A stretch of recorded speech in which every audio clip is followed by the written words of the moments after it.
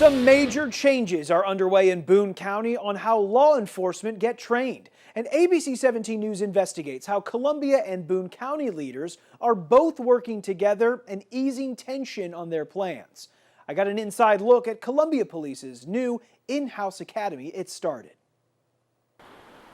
In the basement of a downtown Columbia building, this classroom is making history. The 14 recruits at the Columbia Police Department are the first to experience CPD's new in-house academy. It's a program between CPD and Lincoln University's law enforcement training program. Really trying to build what I refer to as kind of brand loyalty to CPD. Chief Jill Schluty partnered with LU in August for the in-house academy at the Turner Building by CPD, moving away from their partnership with the University of Missouri's Law Enforcement Training Institute. The program provides 730 hours of instruction, 130 more than what the state requires for licensed peace officers.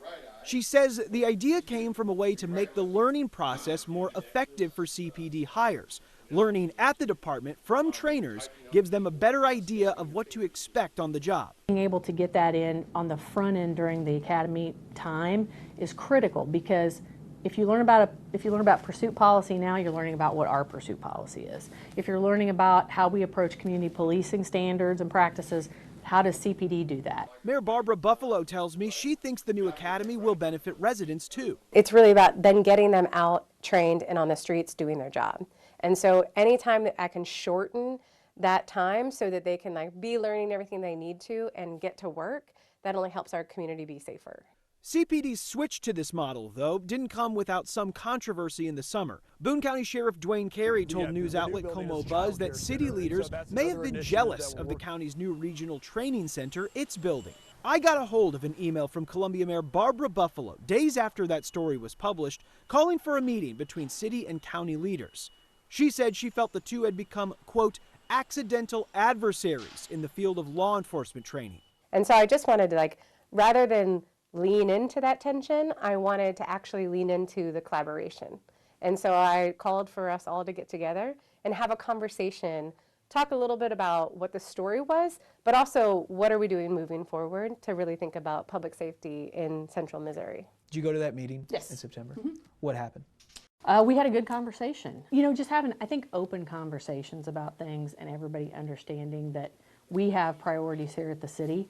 We have things that we have to address, and for us, recruiting and retention is a huge part of that. And I think everybody understanding where everybody's coming from. Carey wouldn't comment on the August story, but Captain Brian Lear tells me, quote, any type of adversary relationship between our two law enforcement agencies is not positive for those we all serve and not the direction we want things to go. We will continue focusing forward to bring the best service to those we serve while working with our regional partners, end quote.